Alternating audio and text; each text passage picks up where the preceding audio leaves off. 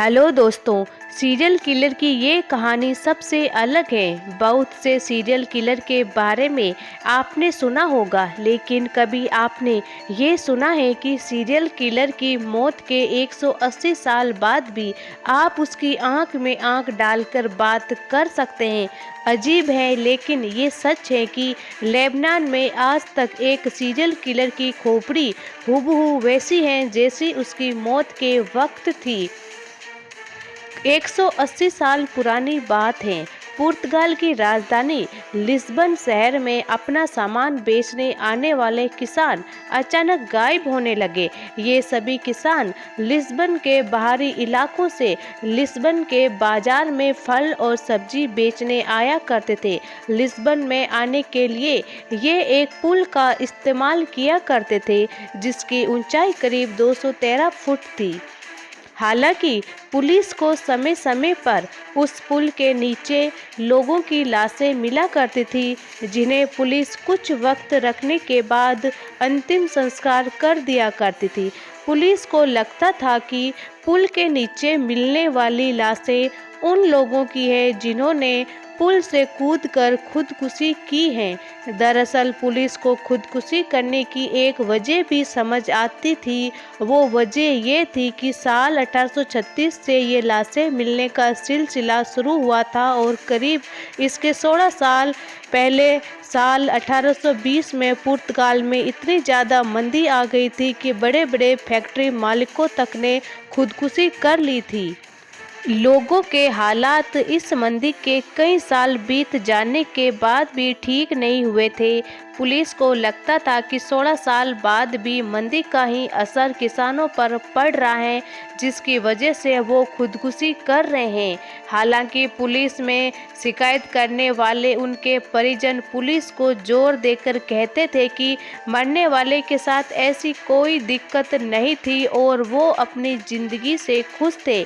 लेकिन पुलिस लकीर की फ़कीर बनी हुई थी और वो परिवार के लोगों की बातें नज़रअंदाज कर रही थी। साल 1836 से शुरू हुआ लाशें मिलने का सिलसिला बंद ही नहीं हो रहा था। साल 1837, 1838, 1839 में भी पुल के नीचे लाशें मिल रही थी। पुलिस ने कभी इस बात की भी जहमत नहीं उठाई कि वो लाशों का ठीक तरह से परीक्षण ही करा ले, ताकि मौत से पहले मरने वाले के साथ क्या हुआ था उसका पता चल सके। ये भी कह सकते हैं कि उस वक्त विज्ञान ने इतनी तरक्की नहीं की होगी कि मौत की वजह का पता चल सके। हालांकि मामले की जांच करने वाले पुलिस वालों के दिमाग के एक कोने में ये भी अंदेशा घर कर गया कि कहीं इतने किसानों की मौत के पीछे कोई सीरियल किलर तो नहीं है। लेकिन पुलिस ने मामले की जांच करने से ज़्यादा पुल को बंद करने पर जोर दिया। आखिरकार साल 1840 में पुल को आने जाने के लिए बंद कर दिया गया। पुल के बंद होने के साथ ही लाशें मिलने का सिलसिला भी बंद हो गया। अब तो पुलिस की थ्योरी पर मोहर लग गई कि तंगी की वजह से ही लोग खुदकुशी कर रहे थे। हालांकि पुलिस की ये खुशी ज़्यादा दिन तक नहीं रह सकी। पुल के नीचे मिलने वाली लाशों का सिलसिला बंद हुआ तो अब लिस्बन और उसके आसपास के इलाकों में लूट की वारदात बढ़ गई। लोगों के घरों में हथियारबंद लुटेरे घुस आते और फिर लूटपाट करने के बाद हत्या कर फरार हो जाते। ऐसी कई वारदातें पुलिस की नाक में दम कर रखा था और पुलिस उस गैंग को जल्द से जल्द पकड़ना चाहती थी जो इस तरह की वारदात को अंजाम दे रहा था। पुलिस ने अपना जाल बिछाना शुरू किया और जल्द ही पुलिस के हत्थे 30 साल का एक आदमी चढ़ा। पूछताछ में उसने अपना नाम डियोगो एलस बताया। उसने बताया कि वो मूल तौर पर स्पेन का रहने वाला है, लेकिन 19 साल की उम्र में ही लिस्बन काम ढूंढने आ गया था। उसने ये भी कबूल किया कि वो अपने गैंग के साथ मिलकर लूट की वारदात को अंजाम दे रहा है। हालांकि पूछताछ करने वाले पुलिस वालों को लग रहा था कि डियोगो अधूरा सच ही बता रहा है और उसके जहन में कई और राज छिपे हुए हैं। पुलिस ने डियोगो के साथ सख्ती की और जब उसके मुंह खोलना शुरू किया तो उसकी कहानी सुनने वाले पुलिस वालों के ही हाथ पांव ठंडे पड़ गए। डियोगो ने बताया उसका जन्म साल 1810 में स्पेन के एक गरीब परिवार में हुआ था। बचपन बेहद ही तंगहाली में गुजरा। माँ बाप उससे छोटा मोटा काम कराते रहते थे और पढ़ने लिखने के लिए उसे स्कूल नहीं भेजा गया। जब वो 19 साल का हुआ तो उसके पिता ने उसे काम के लिए लिस्बन भेज दिया। लिस्बन आने के बाद डियोगो लोगों के घरों में काम करने लगा। लिस्बन आने के कुछ साल बाद ही डियोगो की मां की मौत हो गई, जिसके वो बेहद करीब था। मां की मौत के बाद डियोगो ने शराब पीना और जुआ खेलना शुरू कर दिया और इसी दौरान वो ऐसे लोगों के संपर्क में भी आया जो छोटी मोटी वारदात करते रहते थे।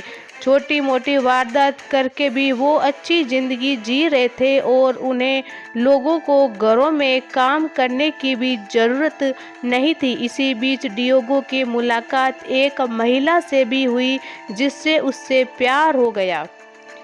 कहा तो यही जाता है कि इस महिला से मुलाकात के बाद ही डियोगो ने अपराध की दुनिया में कदम रखा, क्योंकि इसी औरत ने डियोगो को कहा था कि जुर्म से जल्दी और ज़्यादा पैसा कमाया जा सकता है।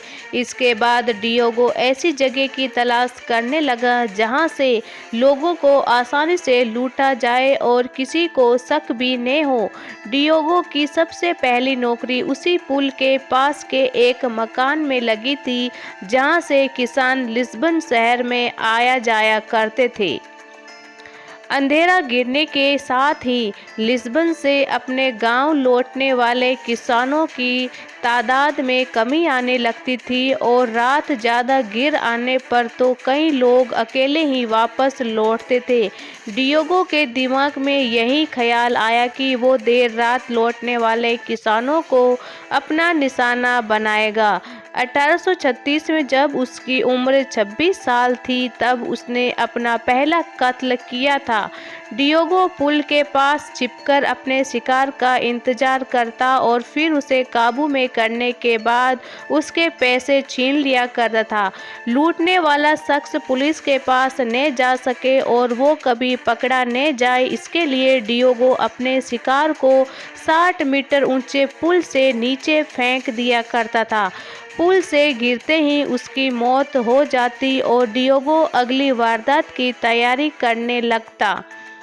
1836 से लेकर 1840 के दौरान डियोगो ने पुल से गुजरने वाले 70 लोगों को अपना निशाना बनाया और लूटपाट करने के बाद उन्हें पुल से धक्का देकर उनका कत्ल कर डाला। डियोगो शायद कभी पकड़ा भी नहीं जाता अगर लाशें मिलने की वजह से पुल को लोगों के आने जाने के लिए बंद नहीं किया जाता। डियोगो को अपने अपराध के लिए फांसी की सज़ा सुनाई गई।